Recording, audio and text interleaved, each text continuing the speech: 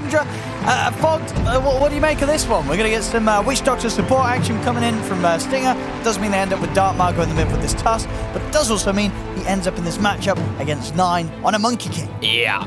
I mean, looks like it should be better than the last one. I think they've got good aggressive potential, but it's still, I mean, Tundra feels like they've got pretty much everything they want. They have 33 on his legendary Beastmaster that he somehow was able to outfarm a bounty hunter who's destroying an Ember that hard. So, I mean, let's see. I'm looking forward to see if Beast Coast can just get out of the lanes properly. I think that's the most important thing to look at, because if they just get smashed in lanes again, there could just be a repeat of that last game. Let's see what goes down. And Tundra, they just seem to be on fire today. I'm really curious about why Beast Coast does such a switch up with these type of picks. Maybe they're just, let's just try some different types of heroes. Let's just try something else, because we're not seeing any real Witch Doctor supports whatsoever. So yeah, curious to see what they're going to make happen with that. Yeah.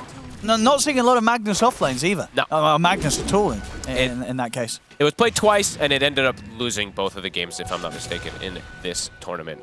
And Schofield takes quite a bit of a beating there. So they're going to actually lane the Disruptor down bottom. So Schofield's actually playing Disruptor. Stinger's playing the Witch Doctor, but he's playing it in the top lane. Okay. Let's see what they can do. And yeah, I think the last pick AM, I think it's exactly what the panel was saying. Besides the fact that they could have some limited damage for him in the early game, if he's able to get Vanguard, they can't really threaten him. If he just gets cured, yeah, he just blinks out. And now that there's a Witch Doctor, not that Disruptor, yeah, they can't even go for like those glimpse type of plays. And yeah, I'm really looking forward to see what Stinger is going to be able to do, because it looks a little bit weird, especially if they're running it up top.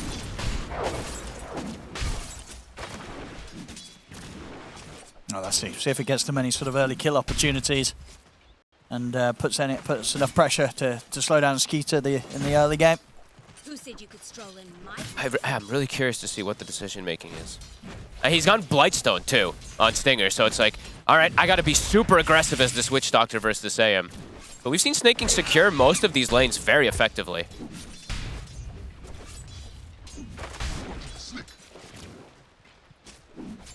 Let's see. And so for the mid matchup as well, I mean, how rough do you expect this to be for Dark Margo and the Tusk? Is it that bad against the Monkey King, or is it sort of bearable?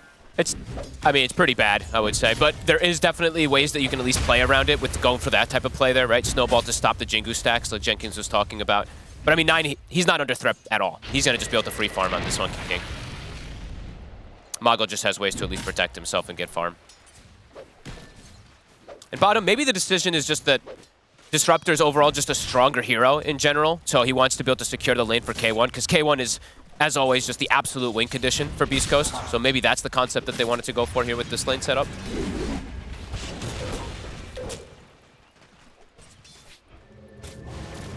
Stinger. He's already going to get bullied out of this top lane. Wants to TP back to base. Skitter, now he can just trade with Sacred. Sacred actually already has Ring of Health finished up, so pretty damn good timing for the Magnus. Super early. Absolutely crushed it. Trying to get Aramis. I mean, K1 was attempting to keep him ranged there for the potential pop of the Aphotic Shield, but good body blocks from 33. Keep them at bay. Schofield. He's always the risk taker, right? He always plays like super low HP trying to bully people back. There's very likely a kill that's going to happen down here. Either way.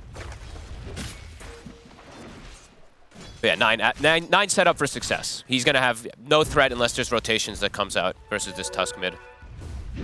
But Mago should be able to get his farm as we're talking about. Playing around the Snowball and Shard, unless he makes some big mistake.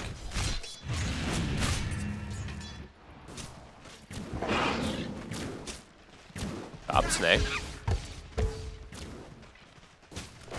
Stinger and Sacred, I mean, they're just having to run from these two right now. Skeeter, he's ready to get very aggressive and fight alongside King. 9 gets a bit over-aggressive. Does end up losing his courier. I believe the creeps just killed it there. He's trying to bully Mago. Yeah, but so far Margo's doing fine. Yep. Yeah. Doing pretty decent. 18-4, of course, 9, but it's to be expected in the Monkey versus Melee matchup.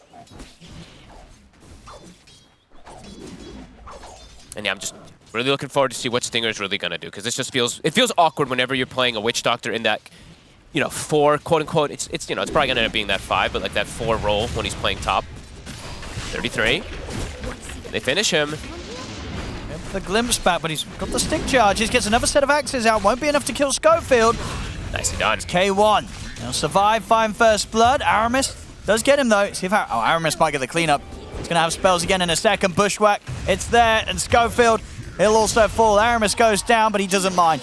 Already got the job done, picks up a double kill. Oh, the dream for a 4 position. He's higher level than his Beastmaster now.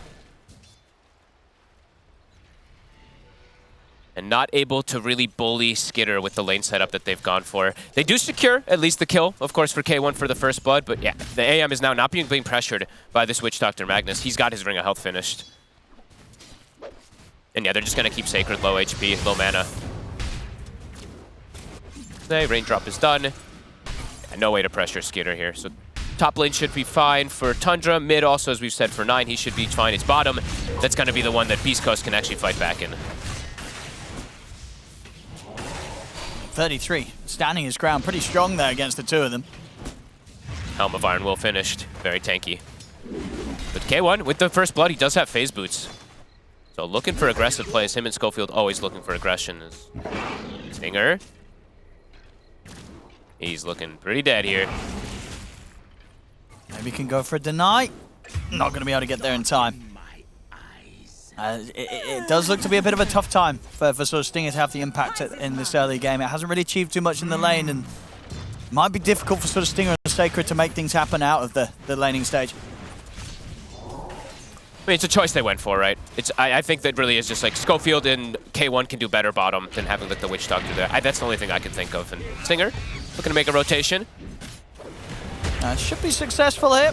9 has got a very far and a boundless strike. Oh, we get the Jingu. Nice. But it's not enough life steal to keep him alive at this point of the game. As they'll take him out. Yeah, able to make something happen at least out of that Death Top Stinger. Coming in on the mid and allowing them to take 9 down. It looks like maybe Stinger's just going to be very active this game as the Witch Doctor run around to try to help these lanes. Oh, Hermes, big damage. And Stinger will be able to get that haste rune. Hey, tip snaking. Okay. Got it.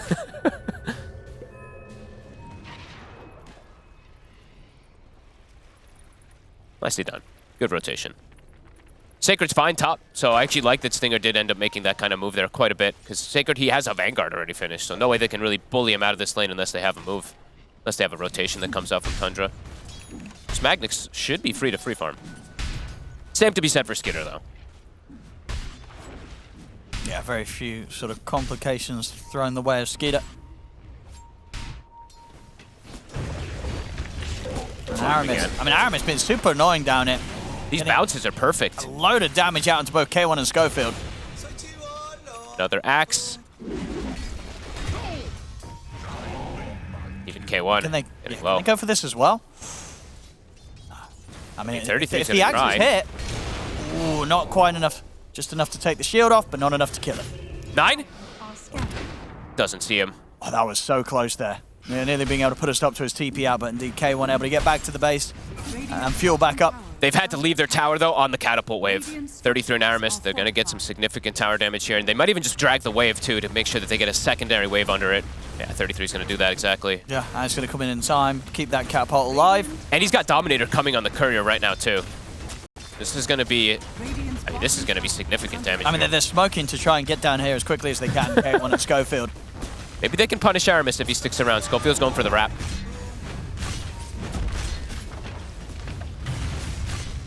Yeah, they should have a solid chance of getting him here. We'll see if Aramis can get his spells off. We'll be able to determine the pushback to hold back K1, but K1's still in. There's the proc of the silence. Glimpse there as well. Nice. They'll take him out. They'll get Aramis. Nice little sneaky play there from Schofield. And Mago, he is top net worth, so even though versus that Monkey King, yeah, the rotations and stuff, and yeah, very nice. Now in a much better time this game. He's actually going to be able to get to play this game. They're actually getting to play Dota this time, yeah. 9. Can't set up the kill. All right, save bottom tower, get a kill, enable K1. It's the name of the game, of course, there for Beast Coast always.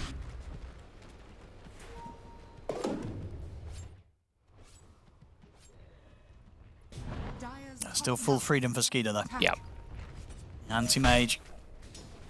Definitely going to be a big problem for Beast Coast. Don't really have the means to get up there and cause any issues for him at this stage.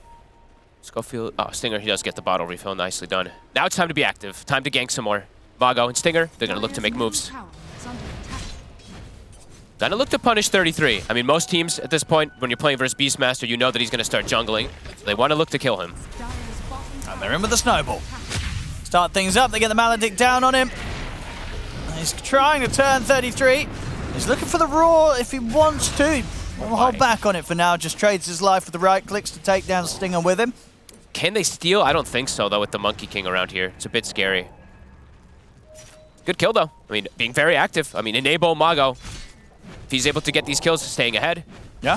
He has kill threat on all these side lanes. Maybe not the AM, but, you know, mid and side, he can... Mid and bottom, he can get these kills easy. Yeah, ganking the AM at this stage feels very difficult. I mean, as for the free farm goes for Skeeter, the same to be said for K1, you know, his top net worth. He's absolutely on track to get a very good timing on the Relic this game. Yeah, it's a cool kind of pick, right? Because we didn't get to talk about it too much, but the shield is very effective versus Beastmaster in lane. Just being able to wipe those axe stacks. It's very nice.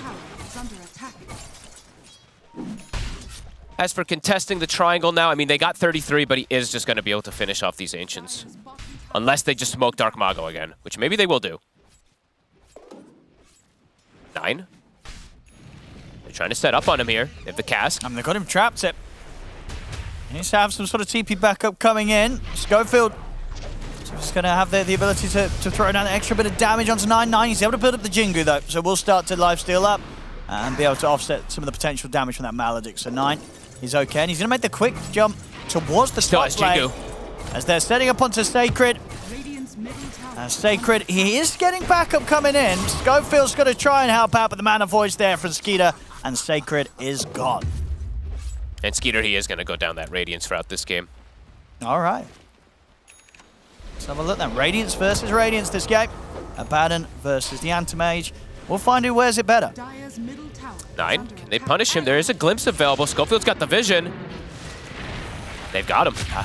And nothing that... Oh, I mean, he's going to be able to jump out of this. No, they've got the damage continuing to come in. Snowballs there as well. The arrow, it's going to be dodged. 9, it's trying to survive, but Maledict's there, trapped in the trees. 4 members of Beast Coast coming over to make sure that Tundra did not get away with any funny business. They've got Schofield with the ult now, so they're going to instantly smoke. This is perhaps potential to even set up for Skitter. If they can get that static store on him, with Mago getting the punch and everything connecting, they do have kill threat. Snaking, he's standing on the ramp, though, so they're actually going to make the move all the way to the triangle here. Maybe get some vision in that area. I mean, K1, he's got Relic. Yeah, he's farming super well. He is super fast. It's going to be quick timings on the Abaddon this game. Aramis, he's the target. Give it a K1.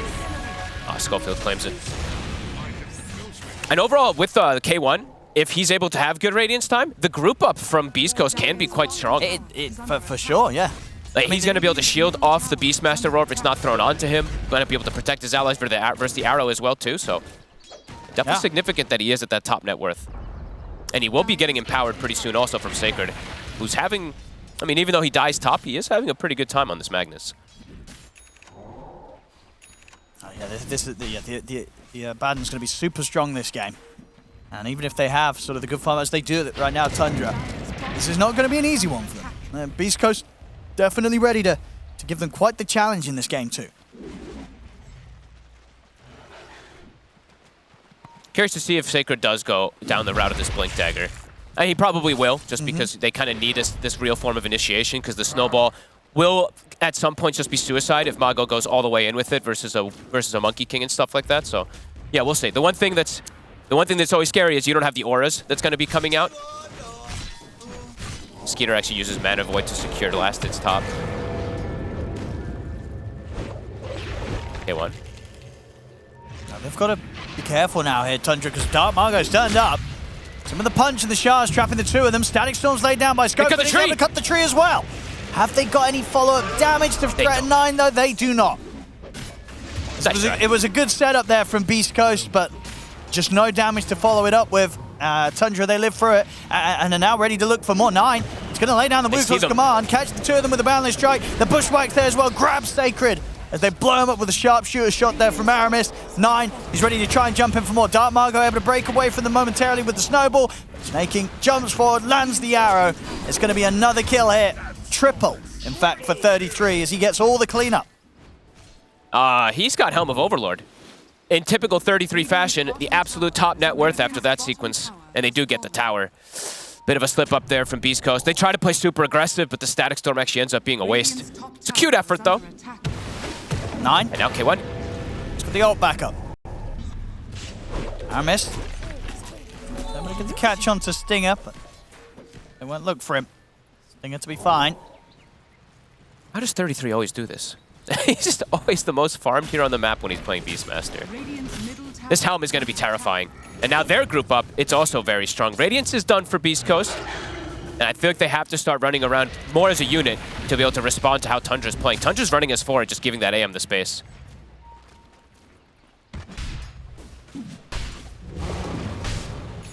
Are going to start farming some stacks here. K1. Oh, and a nice, cool pickup there from 9. So he's going Diffusal, so synergizing with his anti-mage nicely versus Abaddon, versus 3 strength cores. I mean, this Diffusal is going to be incredibly effective.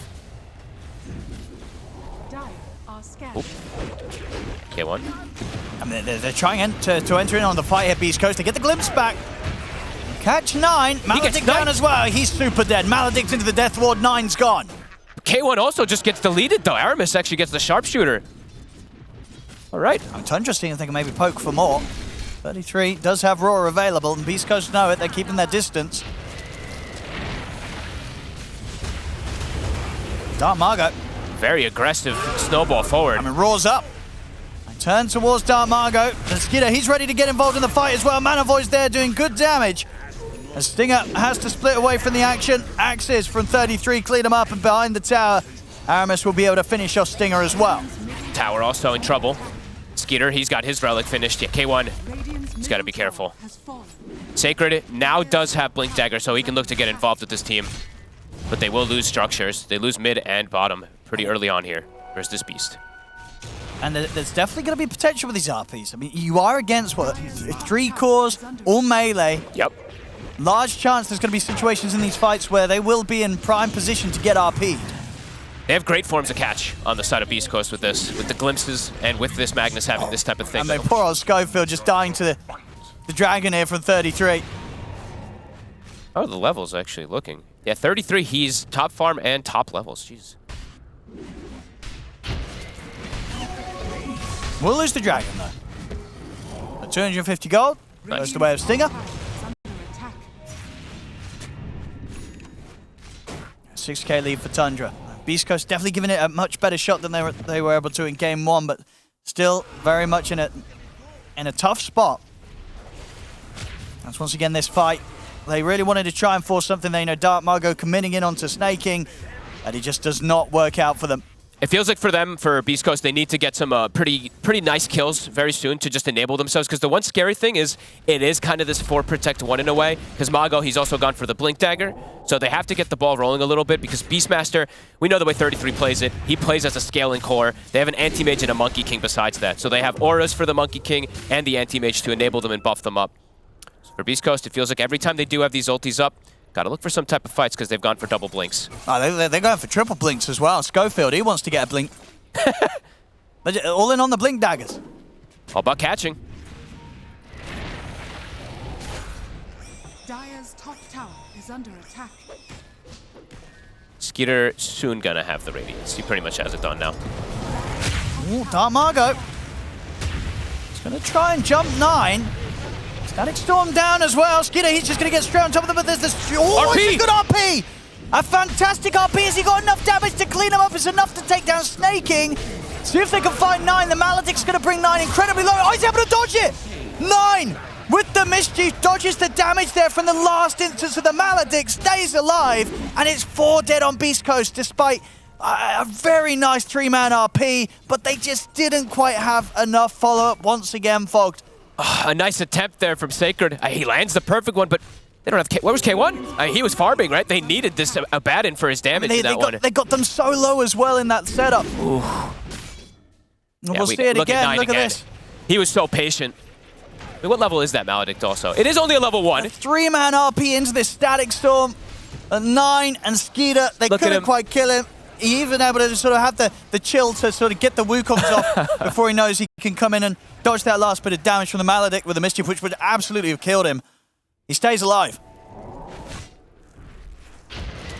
They're just, I mean, Tundra, they're bringing the numbers. And the fact that SRP doesn't work, that's painful. Beast Coast, they needed that. 8K lead now for the side of Tundra. Getting a firm grasp of this game. And 33, I believe, is that his BKB done? It is. So now he's got this counter versus the Static Storm. 9 also going to be building toward it soon. Yeah, it feels like they really needed K1 there. Oh, they needed something extra. They might be able to set up for snaking up here. K1, he's hiding with the Radiance on the side. Can they get the glimpse? They will. Snake should drop. Yeah, more money for K1. Take me. He needs everything to be able to carry this. He's going to be dealing with 3 cores on Tundra that are all going to be quite farmed. Sacred, I mean, he also needs to... There's always the problem with the Magnus, right? When you're playing it, I mean, you have to kind of play it as a core nowadays, but you want to be able to just throw the Empower on your Abaddon constantly, but he also wants to be able to try to find his own farm. Yeah, you sort of just end up on opposite sides of the map. Yeah, it's definitely a bit awkward. Their ults are up, though, so for Beast Coast, I think it's... You got to feel like it's go time for them pretty soon. They're under vision, though. This word from Tundra is scouting Stinger as well as Sacred at the moment. I mean, yes, it kind of 2 times where they've come so close to hitting these crazy plays that amount to something. That the potential is there. They've got the Manta, too. So I think if they can bring the Abaddon to get involved in this next RP, they might have the damage versus Tundra. Still difficult, but perhaps potential. Bye-bye, Aramis. Gotta get a push started.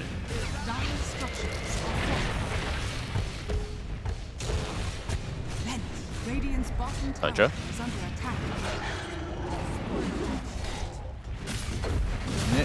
Definitely difficult for Tundra to push Beast Coast off the tower.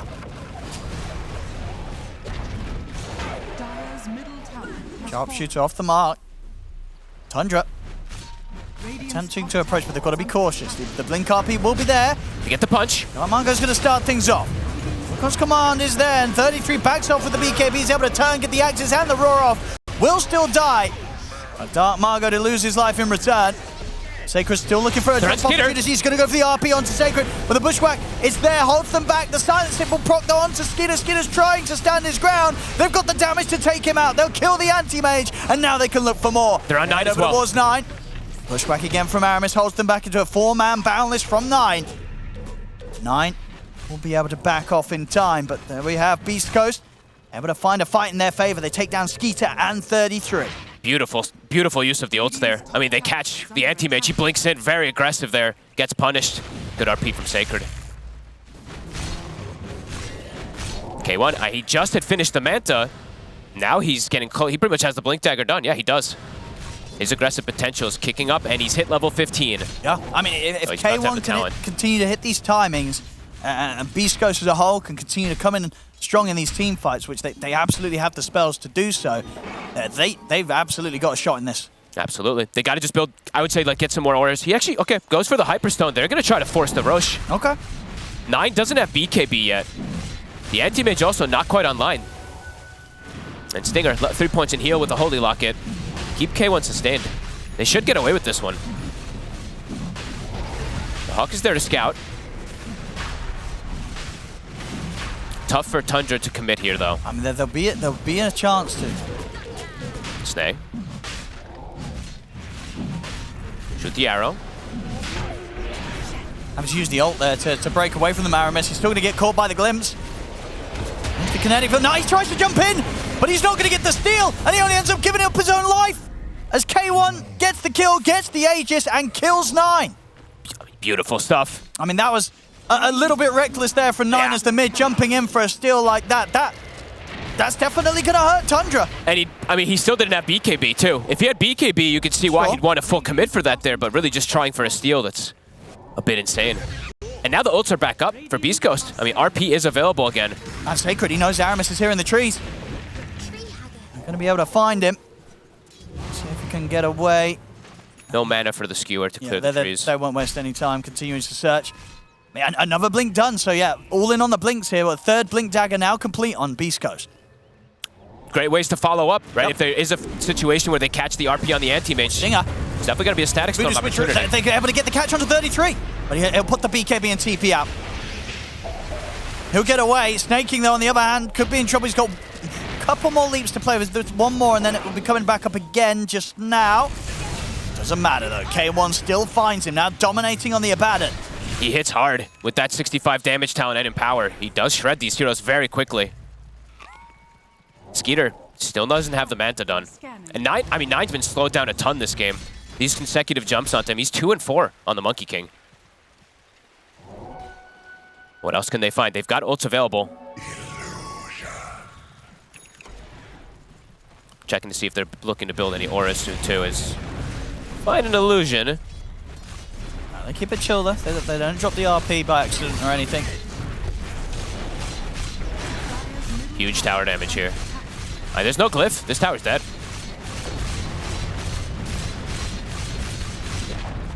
East Coast with some very nice moves in these last few moments. They're even poking toward the high ground. I mean, why not? They got the Aegis. They got the full AC as well once K1's able to get their plate mail delivered. They're trying to force Tundra's hand. They will force the glyph. They've got the heal too. They're ready to jump if anybody steps forward here that they feel is an easy target. And 33 and 9, they're just going for the split push pressure. They'll take the tier 2 down top. They're losing their tier 3 mid. And there's the jump. Ooh, snaking. Have to leap out in time before the skewer catches him. There's no wave in mid. They cannot backdoor. Can Tundra get a catch on the chase out though? Beast Coast. And 9's trying. They're retreating perfectly here together. And they'll get away with it. And they do keep, they actually did the double ward. So they did one ward on the bottom side and one ward on the top side there. So this one's probably going to survive for them to get future catch. Very good aggression. And yeah, there we go. So I was waiting to see, like, I want some more buff ups. You have to buff this Abaddon, enable him to be able to hard carry this game. So there's going to be the medallion. I imagine a solar crest. See what Sacred ends up queuing up next. I mean, right now it's just like 4 steps and stuff like that, but I really want to see all the things you can put into this Abaddon playing versus Tricore. Radiant's top tower is under attack.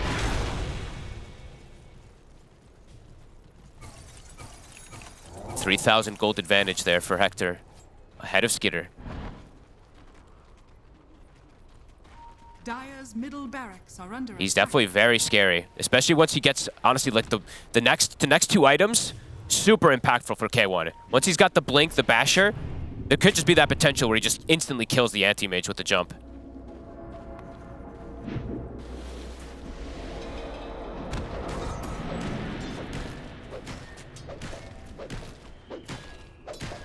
Looks like they're set on going for the tier 2. Maybe try and open up this next wave, this next lane to push up to the base. See if they can get a reaction out of Tundra. Overall, Tundra's honestly still keeping their cool, kind of just like cutting these waves, doing the Tundra special that we always like to call it. It's just like everybody gets farm. It's not just about one hero. Like when we look at Beast Coast, look at that, look at how much it's putting into the Abaddon. Of course, in this type of game, absolutely necessary, but Tundra, they make sure that that everybody gets farm. Like Snaking, he's gonna have a pipe in a second here. Aramis is pretty big.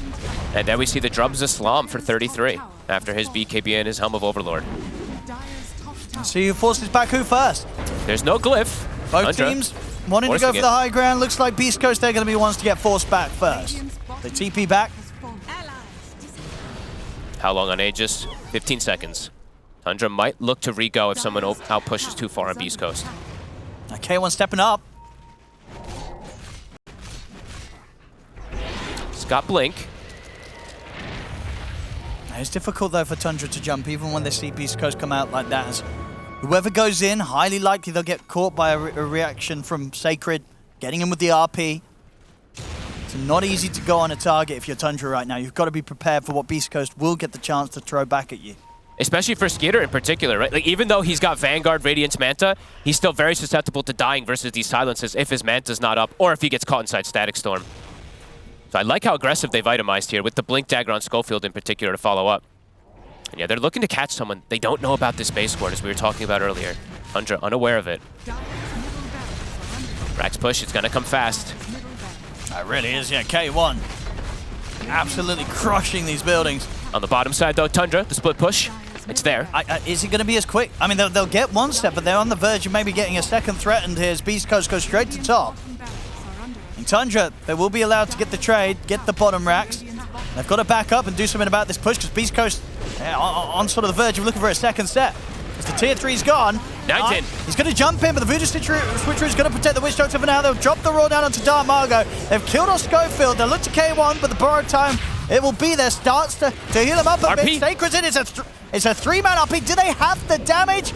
Sure as well. They do not. Tundra's perfectly fine.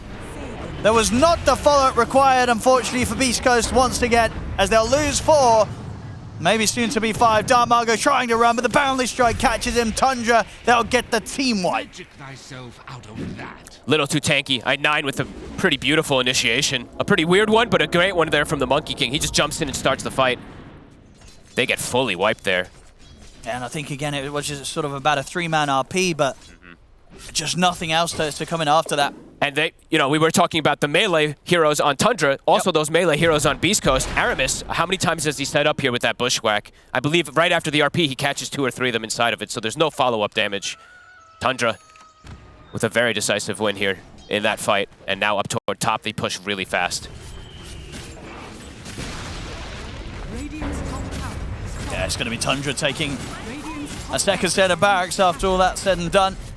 And they're shoving in mid also. Sacred. Get the skewer back, but nothing else. Skitter's away. Glimpse. The glimpse. He gets the Manta. Nice play, Skitter. Oh, they're still trying to find some sort of catch, Beast Coast. Tundra's already out there. In fact, Tundra, they're considering getting back in on this fight. As they're watching from the side, Arrow. It's going to catch onto Dark Margot. 9. Jumps down, looking towards him, buys some safety here inside of the snowball, pots the BKB to run. Now turn with the Death Ward. It's a good long channel, but not long enough to threaten 9. 9's perfectly fine. Voodoo Switcheroo from Stingers will try and attempt to hide from them. The Stingers out. Same to be said here. For Schofield, both supports gone. Tundra had everything available. They just were waiting for them to jump into them. They didn't even, wow, 9 didn't even use BKB. And a lot of money to spend up as well before the next fight. Yep. Skeeter pretty much having the gold in to get the completed Skadi. The Skewer. RP. RP as well. Have they got enough damage? They're trying. They'll get it. This time round, the follow-up's there. Skeeter's gone. And so's 33. He'll get the roar off. We'll be able to take down K1 with him. The drums are slam. Actually able to somehow finish him. Get hit by the, I think he got hit by the sharpshooter too, right? So maybe didn't get the borrowed time. I actually didn't quite see there at the end. No, I think it was cooldown. It was still cooldown, okay. Yeah, I think so. At least they find something out of that, but losing 2 sets, a bit of pain.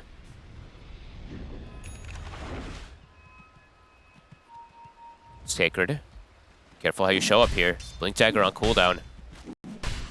9, looking for the angle. He's got friends. Aramis might get the catch from the trees.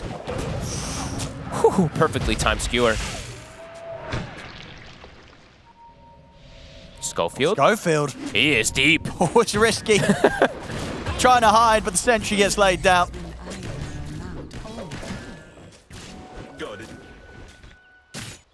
That was a classic Schofield death, Playing super far forward. And Dark Margot's nearly got his deso. So a fair bit of burst. We'll be able to follow up within the team fights. That is a very early E-Blade. Aramis, he is a threat. The one-shot potential is absolutely there versus a lot of these heroes.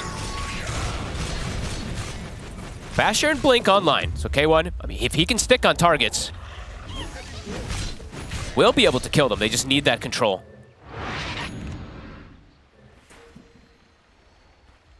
And yeah, I've seen 33, didn't get to talk about his build so far much after the BKB and the drums. This Yule Scepter, it's very impactful. They have so many different forms of control to just be able to stop the Abaddon during the borrow time or just stop heroes from hitting during those RPs. And Skitter, yeah, way tankier now. He even buys the Shard. Shard plus Scotty. Schofield. Lay down the center. They're able to cut the tree. They cut the tree of 9. They'll get him with the RP. It's enough to take down Aramis, and there'll be an immediate buyback for Snaking. 9 taking quite a heavy bit of damage here with this Death Ward, but not enough to scare him. He pops the BKB, pushes on to take down Sacred, who will immediately buy back. K1 surrounded by Skeeter and 33. Borrowed time will be popped, and now Skeeter could be in a bit of trouble himself. The Maledict's there. Get out to the side. Skeeter, he turns with the Mana Void, and he actually blinks an aggressive Yoda Wall Stick. Now he blinks away.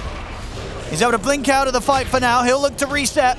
9 still perfectly fine as he gets the Boundless Strike down onto Dark Margot. Skeeter, he's considering when he wants to get back in on the fight. He knows Dark Margot's out of options with the mana gone. Jumps in.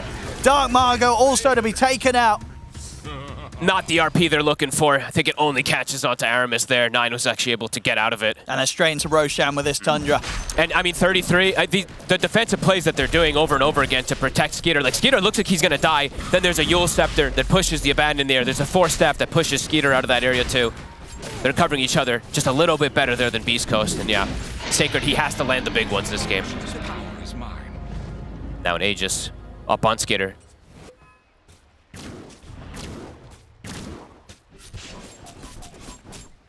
Final set of racks in the mid lane. Yeah, they'll be ready to run it down full aggressive here. RP down for 40 as well.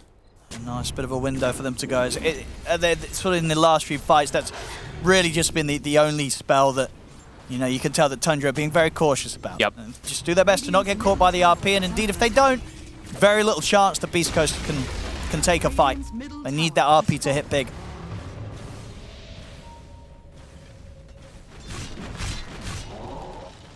And Tundra's going to finish up these next few items, get these next timings to be able to just straight battle through Skeeter. Basher's done. And Adesso now at 9 himself. More and more damage.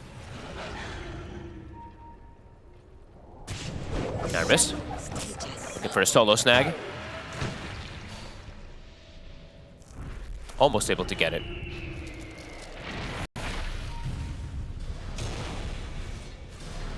K1 actually going to opt just for the BKB next. Honestly, it feels like he needs it so he doesn't just get Yuled. I think every single fight I've seen, like, borrow time goes up and he just gets thrown in the air from this annoying 33 build. He needs just to be able to sit his ground and just focus fire these targets from 100 to 0 without getting controlled. But yeah, Tundra, they've just been covering each other nicely. These Force Staffs, etc. It's been crisp. Snay continues to get these auras for his team. Boots with the Bearing Pipe. 'Tis mine.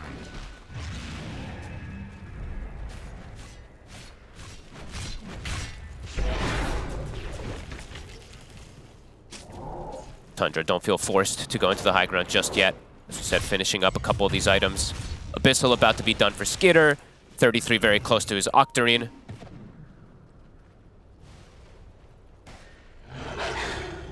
Just being patient. The Tundra way. And they're about to bet 37 minutes, so maybe they're just going to get a couple of these neutral items as well before they go full toward that high ground.